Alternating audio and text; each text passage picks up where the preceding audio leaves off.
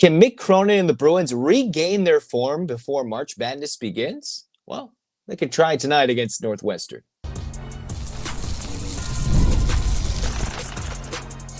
You are Locked On UCLA, your daily podcast on the UCLA Bruins. Part of the Locked On Podcast Network, your team every day.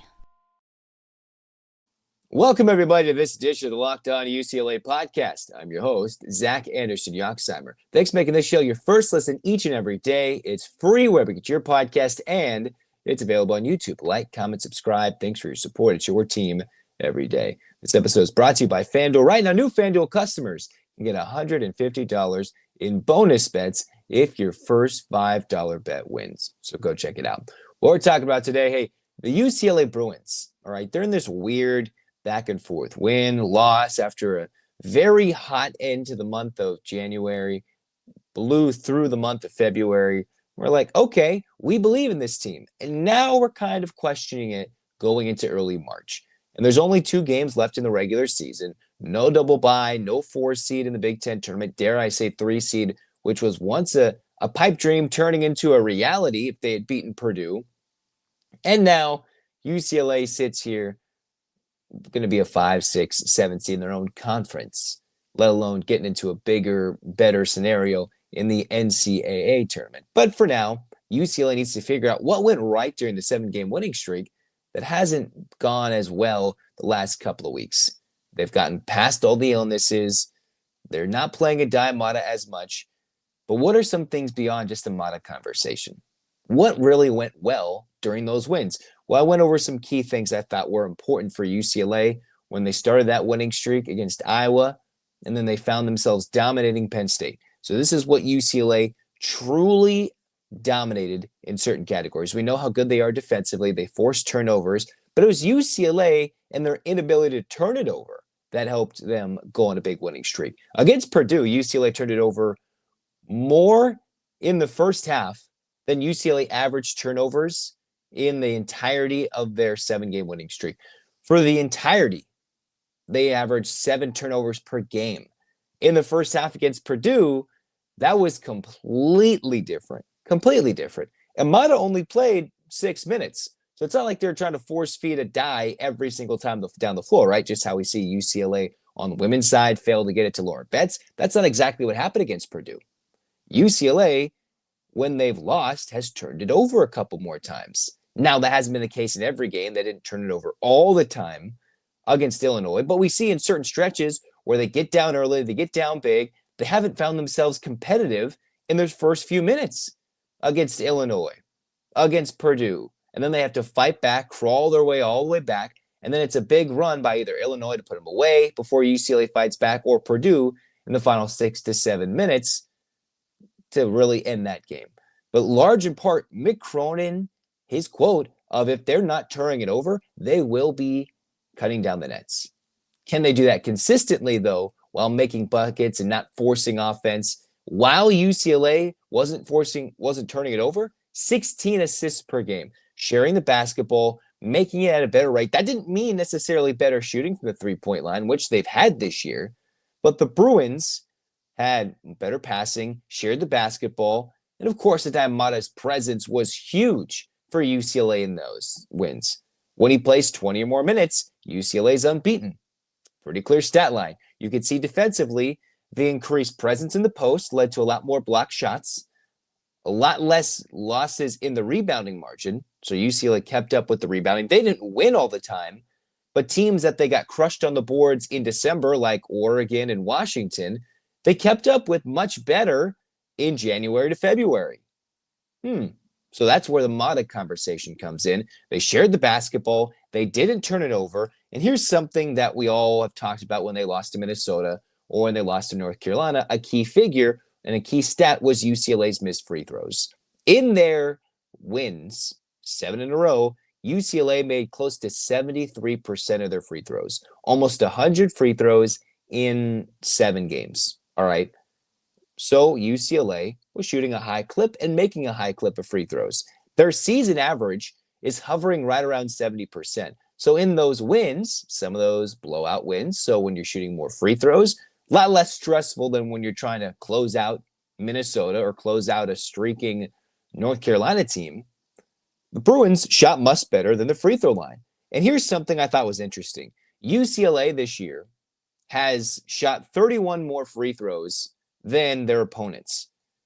But their free throw makes are actually identical per game.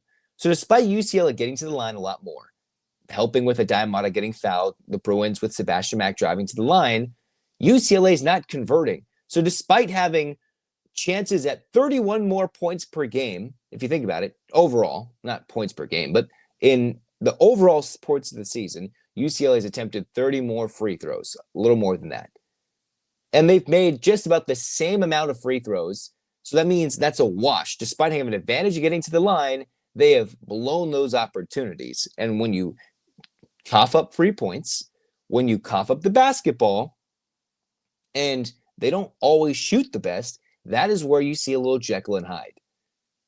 When UCLA fails to play Adai Mata, that seems to be a consistent thing, but it's the other parts too, where when UCLA is struggling, it's all these other things. They're turning it over.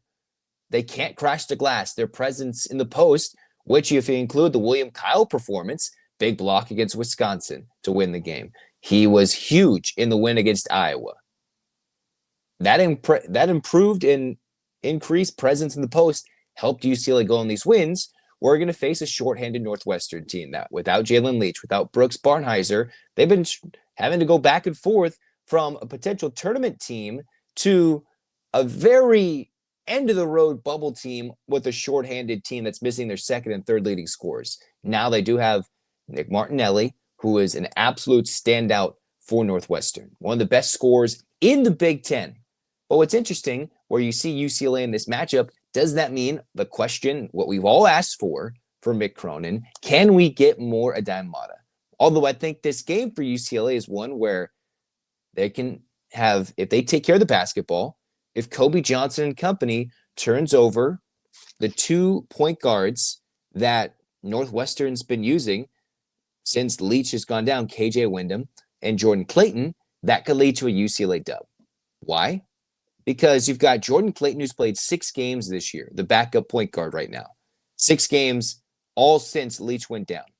You've got KJ Wyndham, who isn't as a pure scorer necessarily as Leach is, but he's getting the bulk of the reps, bring the ball up the court. Now, if UCLA makes life a living hell defensively, they force Martinelli to bring the basketball up. I was reading a write-up from a Northwestern site on InsideNorthwestern.com. So I was reading this, and they're saying in the game they played against Dayton, Northwestern struggled to bring the ball up the court. And so Martinelli, their 6'7" junior forward, would have to bring the ball up the court. I think that would be a win with UCLA's potential backcourt. Now, we all know their shortcomings offensively at times. All right. Sometimes they burst with Mac attacks. Sometimes we see Sky Clark rainbow threes, or there's times where we get the mid-range assault from the likes of Dylan Andrews, burying jumpers. But it's the defense that's going to bring this one home for UCLA in front of a rabid fan base that has still a slight chance of going on a run in this early part of March just to make a underdog Cinderella run shorthanded to the NCAA tournament. Because this is a quad one opportunity for UCLA, while USC is out of quad one territory. Oregon is just out of quad one territory for those 2 wins for UCLA at home and against Oregon at home and against USC on the road. This represents a quad one road opportunity and a game where UCLA has not won on the road this year. They beat Indiana, yes, but they haven't won all these games on the road. You win a second one, you go 500 on the road, and there's a lot more confidence coming home with the scrappy, struggling USC team. And next thing you know, UCLA has won a couple games in a row heading into the Big Ten tournament before they fly back to Indiana. So things to look out for tonight. Tyler Bilodeau versus Martinelli. Both similar size, same year, big-time leading scorers, different ways how they go about the business. Like, we won't see Bilodeau bring up the ball, but if UCLA is truly making life a living hell for Wyndham and Clayton, then UCLA might force the 6'7" leading scorer to bring the ball up the court. They might do that, and that could tire them out. That can lead to UCLA dominating the glass, more block shots if Mata's coming in, cleaning up on the backside, if it's a Bilodeau versus Martinelli matchup, or as Cronin said against Ohio State, Adai came in defensively because he was more impactful than Tyler Bilodeau against Ohio State because Eric Daly Jr. shot well. So is that the matchup where UCLA limits Northwestern's leading scorer? Because he gets to the line and he shoots a lot. So keeping him off the line, and Northwestern, who does allow a lot more free throws taken than they attempt, the Bruins will have to close this one out by making free throws.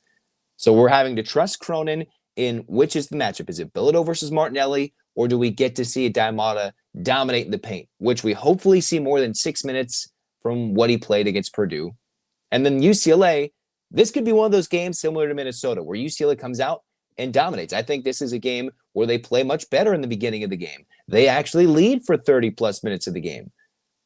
But it's going to come down to free throw makes on a road environment, and it might be close late, despite this being a game where I would like to think UCLA wins going away. It could be much closer down the stretch if the Bruins choke at the free throw line.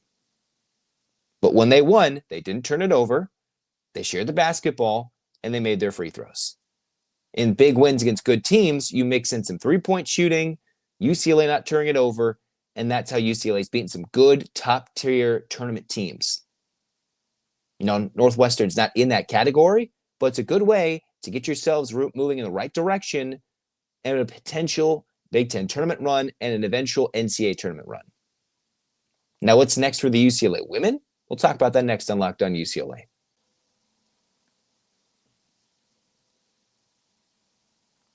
All right, Locked On UCLA fans, ever wish you could directly support the UCLA athletes and be a part of their journey? Now you can with Roy, the NIL app that puts fans in control. And before Roy, the NIL deals, they were handled behind closed doors. You're like, who's getting this? How much are they making?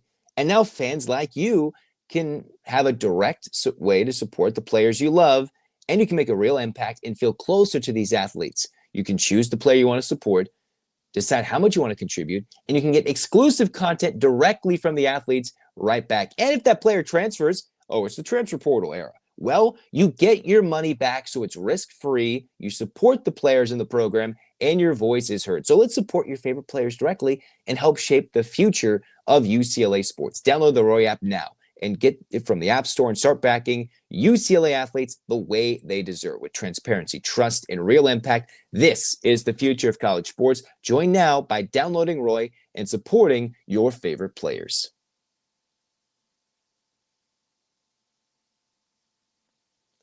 What's next for Corey Close and company, right? What's going on with UCLA? They've had a couple of inconsistent performances since the Oregon game. Since the Super Bowl, UCLA had a struggling performance against Oregon. They went to USC, lost, had Lauren Betts miss a game, and they had to struggle to win a couple of those games late against top 25 tournament caliber teams in the Big Ten. Dominated Wisconsin, come back home and practically lay an egg against USC at home, right? They came out a little skittish. USC blitzed them from the start. Juju Watkins is like, let's go. When she was sitting out for 2 minutes in the second quarter, UCLA couldn't do anything about it, which I've already talked about in the last Locked On UCLA episode. So what's next for the number 4th ranked Bruins? I spent the last few weeks battling, critiquing the validity of the rankings that had UCLA number 4 in the country. Now here they are, possibly where they should be ranked. Although I still think they're definitely in the short list of contenders in the NCAA tournament to win a national championship. So how do they move on? Well, the beauty for them is they might have a little less than a week before they face USC again. USC is the 1 seed. UCLA is the 2 seed. So for the Bruins to keep their 1 seed, they have to keep getting wins in the Big Ten tournament. Even if they lose in the Big Ten tournament final, dare I say, to that team across town, they still have a resume that keeps them as a 1 seed. But if they win the Big Ten tournament, obviously guaranteed 1 seed, dare I say, number 2 overall seed. Right now, you got Texas in the latest bracketology as a 1 seed. Currently, the Bruins are a 1 seed, holding that spot over South Carolina because of their big win back in November. That's the key thing going for UCLA. I could see if UCLA loses early to one of these teams in the Big Ten tournament, that maybe they lose that coveted number 1 seed spot. Right now, they're in Spokane. They host their first 2 rounds at Poly. They go to Spokane, and they might be matched up against a team earlier in the tournament like an LSU or an NC State, because those teams also lost last week in a chaotic Sunday of women's college basketball, UCLA was not the only top team to lose. They just did it against their bitter crosstown rival, so it feels like the sky is falling. It isn't. Anytime you lose to USC, it does feel like that. But there are concerns that UCLA has to shore up that they can coast through these first 3 to 4 rounds. Definitely the first 3, depending on the matchup and how they fare in this next week. They have the talent to get through it. The Elite 8 could be an interesting one. And then when you're getting to the nitty-gritty of attempting to make a Final Four, make a run in a national championship game, let alone win it, the Bruins can't turn it over. They can't be one-dimensional and to always force-feeding Lauren Betts, and they need to improve on the intensity on the defensive end. Now, is it just a bad matchup that UCLA simply can't guard Juju Watkins? Is that a game where you go with your talented, more athletic freshman while you give up something on the offensive end, but you get a better defensive presence on Juju when you potentially face them in the Big Ten tournament or the NCAA tournament? Those are things to look forward to. But overall, I think UCLA has to continue to play better defensively. Now, is USC just that bad matchup that UCLA now has to completely adjust things in a week's time and maybe 2 to 3 weeks' time when they face them for a third or fourth time? Certainly, they have to game plan better for playing USC, who's now beaten them 4 straight times. And I think UCLA should have held on to beat them again at the Galen Center. They did not play well enough at Pauley to win. But UCLA at USC, they should have been able to play better in the fourth quarter. But they did not. They did not. In the end, UCLA needs much more, a lot more, from the perimeter. They need so much more. We know what Lauren Betts can bring. But if she has a couple of down games, we've seen teams crowd her out of the paint, crowd the passing lanes. This is where London Jones, Hawkes, Dugalich, Jamia Gardner all have to contribute as players either shooting from the perimeter or creating open passing lanes or just simply moving the ball around a lot more.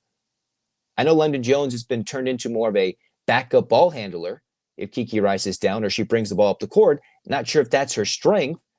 But then there's Alina Arnasalo to reckon with, a true freshman, who I would like to see her have a big game as well. But UCLA, when it comes to the guards, when it's Juju versus the UCLA backcourt, the Bruins are just simply dominated. Against everybody else, Kiki Rice is an All-American. You've got rebounding guards like Hawkins. You've got shooting guards like London Jones. You've got size mismatches, maybe not athletic mismatches, but Dugalich provides a presence to be accounted for. But I'd like to see UCLA shake things up. Corey Close has done that for the entirety of the season, but can they go with a consistent lineup outside of the USC matchup that can lead them to good starts, no mid-game lulls, and just pure domination?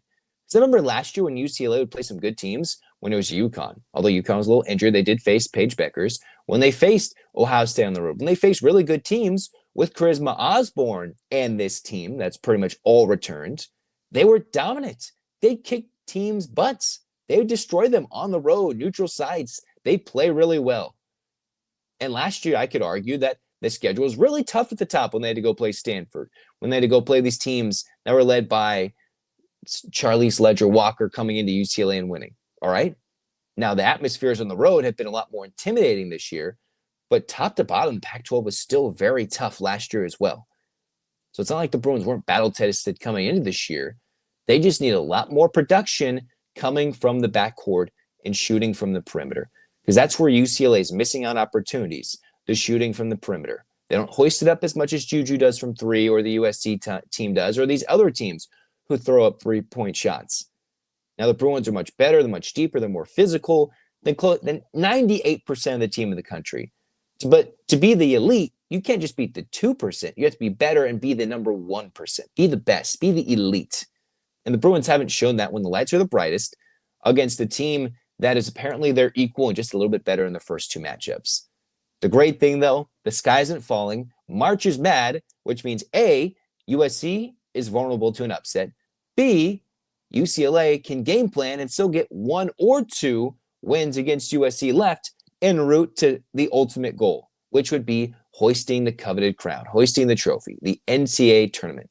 Their first ever, if they can win it, in program history. But it's not going to come without London Jones shooting well. Jamia Gardner having a standout performance like she did to help beat Michigan State with some big-time threes.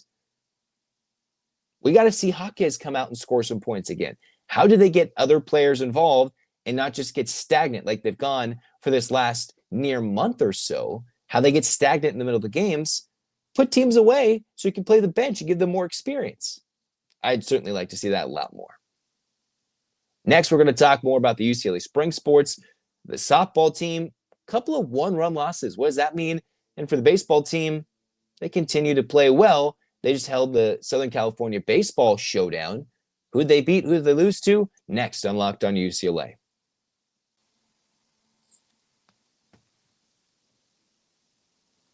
When the game tips off, the NBA action is just getting started, and there's no better place than to get in on it than with FanDuel, America's #1 sportsbook. And with FanDuel, you can place those live bets throughout the game, so even if you miss the opening tip-off or you want to bet on a fourth quarter comeback, you can stay in on the action. If you're looking for a bigger payout, you can even combine your live bets into a same-game parlay. You can get paid right away, and the app is super easy to use. Right now, new FanDuel customers can get $150 in bonus bets if your first $5 bet wins. Just visit FanDuel.com to join today. That's FanDuel.com for your one shot at $150 in bonus bets. Make every moment more with FanDuel, the official sports betting partner of the NBA. All right, let's go a little bit on a spring sports update. What are the UCLA baseball team and the UCLA softball team doing? What are those Bruins doing? Of course, John Savage trying to restore some former glory. It seems since the turn of COVID, since maybe we had a crazy ninth inning comeback against, Oregon State, UCLA has just not been the same. They have not been the same these last couple of years. And the Bruins, with a woeful 2024, are trying to improve. While UCLA, after their, dare I say, embarrassing upset loss in the first round of the tournament 2 years ago, got back to the Women's College World Series. And without the Maya Brady era, now that's over, Brady's done.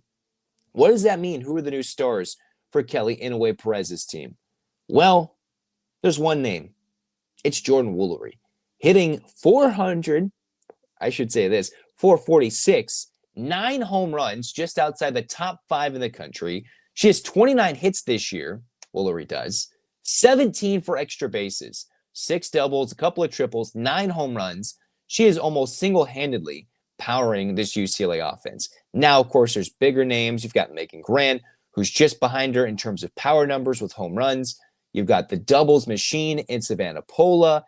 But right now, if you're looking for that next-level superstar, whose on-base percentage is a .513 with limited strikeouts, 12 walks, 3 strikeouts to 12 walks. That is the dominance that Jordan Woolery is bringing for UCLA. 446 average, and Riley Slimp is still just as important, nearly a 430 batting average, getting on. She's got 14 runs scored, almost as many hits. But the team leader in hits is the incoming transfer, Jessica Clemens, who is hitting 421 with 32 knocks to lead the team, 19 RBIs, and on base percentage of .477. But those three are somewhat powering a UCLA offense. Now, the problem for the Bruins has been winning the close games. Here are the players that UCLA has been utilizing this year. You've got Caitlin Terry, who has thrown 4 complete games already in 57 innings pitched, an ERA of 1.60. You've got Addison Fisher, an ERA just over 2.5, 43 2/3 innings pitched. Still had a couple of bombs and has a .250 batting average against. That's the most, again, against any UCLA pitcher. Taylor Tinsley comes in an ERA right at 3. She started 7 games, has appeared in 11 of UCLA's games. Those are the 3 pitchers UCLA has used almost equally. From 35 innings to 57 innings, those pitchers have been in the same amount of games. Terry, Fisher, and Tinsley. Together, they've combined for all the UCLA wins and losses, but those close games late have been where UCLA's been getting hurt. What do I mean? The last 3 weekends in a row against pretty good competition, UCLA has suffered heartbreaking late game 1-run losses. Let's remind you, for this UCLA softball team that comes in 18-4, 14-4 in neutral site games, but 18-4 overall. When they played the Shriners Children's Clearwater Invitational, that's in Clearwater, Florida, dominated the whole weekend, got close wins, and against an unranked Virginia team, gave up a walk-off 2-run bomb to lose 7-6. Okay, so they go the Mary Nutter. They go through some good games. They beat Tennessee. They beat Nebraska, Missouri, go on. And then they play Duke, who they gave up 1 run in the 7th inning and lose 1-0. So a low-scoring affair to end another weekend in Cathedral City, right outside Palm Springs, in the Mary Nutter. And Judy Garman, a top-tier competition hosted at Cal State Fullerton. They opened the weekend against an LSU team that I think last week was right behind, if not right above, depending on the rankings you used, UCLA in the top 25 rankings. LSU beats UCLA 2-1 in a game where UCLA gave up 2 runs in the 6th, scored 1 in the bottom of the 6th, and could not get the job done. The Bruins after that beat Notre Dame, beat Utah, former Pac-12 rival. Close win against Cal State Fullerton. Nearly broke the program record for runs in a game, if not tied. I think they were just a little short against Weber State, 26-5. The Bats were still alive when they played Arizona in a 10-inning game against longtime Pac-10, Pac-12 rival Arizona. But for the 3rd consecutive weekend, to end the weekend, this time in March Madness, quote-unquote fashion, in the diamond on the softball field, UCLA lost 9-8, where in this game, it was 2-2 going into the 7th inning against the Cats. UCLA scored 3 in the top of the 7th. Only have Arizona score 3 to respond to tie the game at 5. So it was 2-2 into the 7th inning. UCLA up 5-2 after 3 in the top of the 7th. Arizona ties it. Let's go to the 9th inning. So they're in extra innings. The Bruins score a run. Arizona scores a run. In the 10th inning, UCLA scores 2 runs. Arizona scores 3 runs.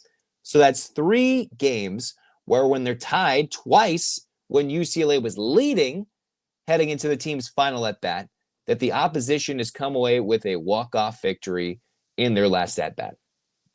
Frustrating finishes for UCLA, where they're on the verge of being, 22-0, 21-1, at least 20-2? But then instead, Arizona gets that win, could potentially jump over them in the rankings and everything. And these next couple of weeks, in my mind, should be fairly easy pickings for the Bruins if they take care of business. It's a lot of home cooking. You play LMU, Sac State, San Diego State, LMU, San Diego before they start Big Ten play against Purdue in a couple of weeks.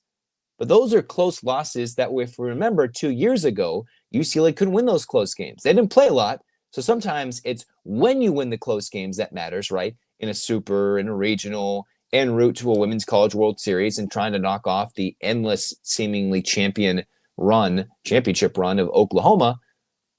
It's been lack of clutch pitching, a little bit of defense late. They got the hitting, but they're losing 1-0, 2-1 in those low-scoring games against good teams with their aces in the circle.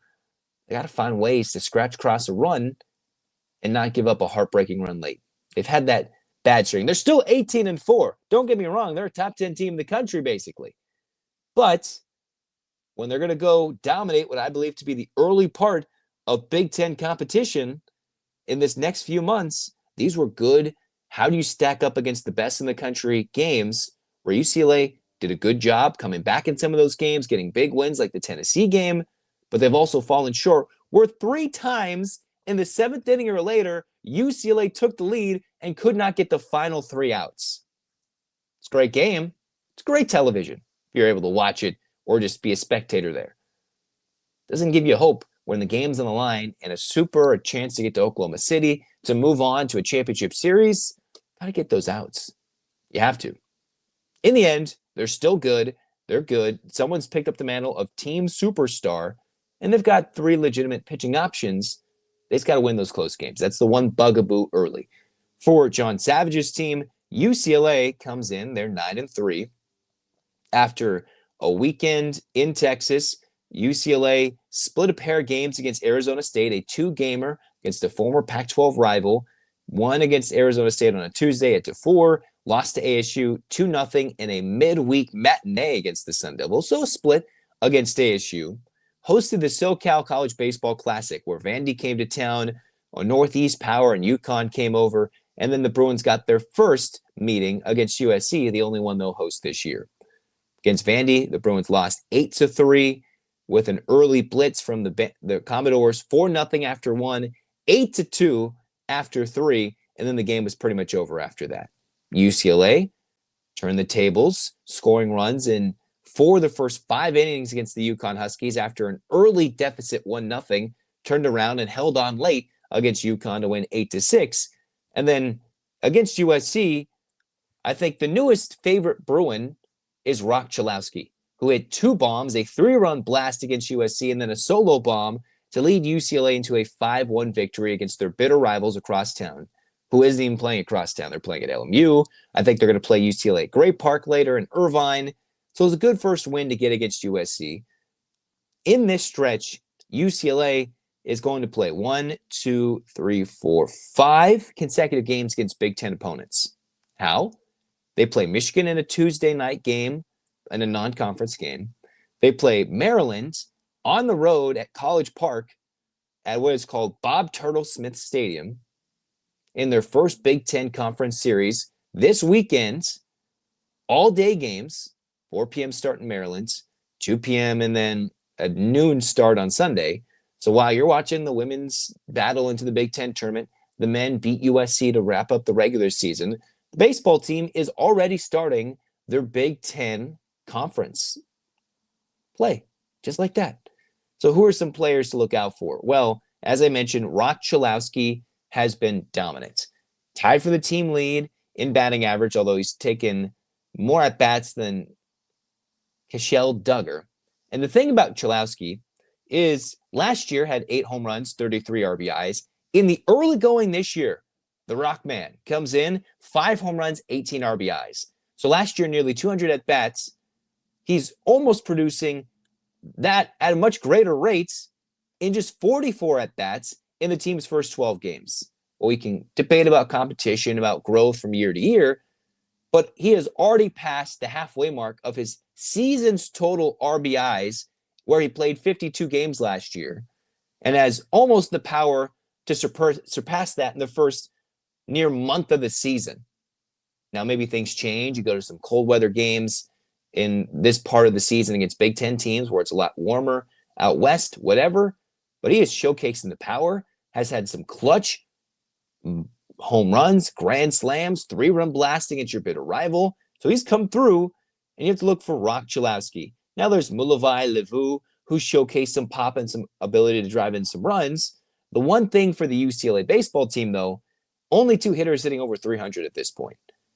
Levu hitting 286. So your top 3 hitters are hitting 318, 318, 286, and everybody's under 250. That doesn't really doesn't give you excitement about lineup depth there this early in the season. Chalowski's carrying it, but he's got a lot of strikeouts, 12 in 44 at bats. That's more than 25% of the time he's whiffing. But when he connects, boy, oh boy, does he drive the ball. 7 extra base hits of his 14 hits overall. So he's driving it really well. A lot of the times, all the ballpark for big game-changing scores. He just needs somebody to help get on base, get some at-bats, and get some hits too, because he can't just be all in the bat at one guy. It's not just one guy, but he's been Rock Chalowski. It's just a great name to say. On the bump, you got Wyland Moss, who's come in, started a couple of games, leads the Bruins in ERA with only 12 innings. Ian May, 13 and 3rd innings, struck out 7, 338. Michael Barnett has 4 appearances, 12 innings. Landon Stump, Luke Rodriguez, those are the guys who've thrown a similar amount of innings so far and had some decent success. A lot of those guys have an ERA 3.3 or higher, but overall, they're getting outs, a little bit of strikeouts, and keeping the ball in the ballpark. The only one who's having trouble doing so is Ian May, who leads the team in home runs given up with 3 and a batting average against of 314. Now, if you're not a big baseball stats nerd like I can be, not analytics and everything else, we're not woe-buying over here or everything else or ERA plus, but just simple, guys are putting the ball in play against one of their top starters who started 3 games in the first 3 weekends. It's a little concerning against competition that isn't exactly the best in the country. It's Texas, or in Texas, they played Corpus Christi, a pretty mediocre Washington State team to start the year. You know, Cal Poly, who they just blasted, not really sure how good they are. Like to see better outputs from the starting pitching because they're only going to go as far as their pitchers can get outs and as the bats start to heat up. It's a little colder earlier, so we'd expect maybe that these pitchers can get better results at getting outs early. Nonetheless, after their early blitz, they had a 3-win week against Arizona State, UConn, and USC. The losses weren't against bad teams. They lost to Vandy, and yeah, you split a 2-game set against ASU. And now Big Ten play is upon us already. So let's figure out how UCLA is going to fare, where I think the Big Ten is not as deep. Certainly not as deep as the Pac-12 was top to bottom. Hopefully UCLA can use this newfound conference affiliation to get some success and drive to the top of the Big Ten. Now, Oregon was the preseason favorite. UCLA is expected to be in the top 6 of 17 conference teams. The Big Ten hasn't always provided depth. Now, I just saw Michigan the other day in person. Would be a nice win for UCLA to get in the midweek, add that to their resume, and stack that up for a win against the Big Ten team, even though it won't count in the Big Ten standings. But Big Ten play is upon us, and we'll learn how good the Bruins are and how these new Big Ten rivals fare for what used to be a West Coast-dominated sport, just hasn't been as of late. Can the Bruins rise to dominance? I hope so.